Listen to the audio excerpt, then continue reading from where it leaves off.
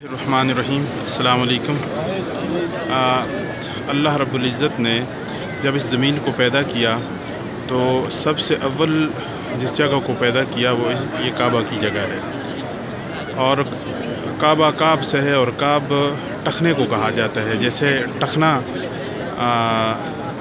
باقی پاؤں سے ابھرا ہوا ہوتا ہے، ایسے ہی جس وقت یہ زمین پانی سے باہر آئی ہے تو یہ جگہ ابھری ہوئی تھی، تو اس لیے اس کو کعبہ کہا جاتا ہے۔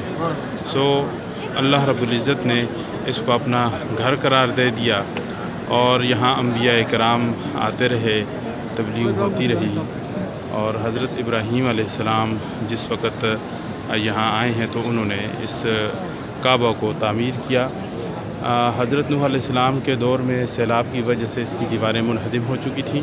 حضرت جبرائیل علیہ السلام آئے اور حضرت ابراہیم علیہ السلام کے سامنے انہوں نے نشاندہی کی، جس کی وجہ سے حضرت ابراہیم علیہ السلام کے لیے آسانی ہوئی، اور انہوں نے اپنے بیٹے حضرت اسماعیل علیہ السلام کے ساتھ مل کے یہاں یہ کعبہ تعمیر کیا، اور اسی موقع پر انہوں نے آپ صلی اللہ علیہ وسلم کے لیے بھی دعا مانگی تھی، ربنا وبعث فیہم رسولا۔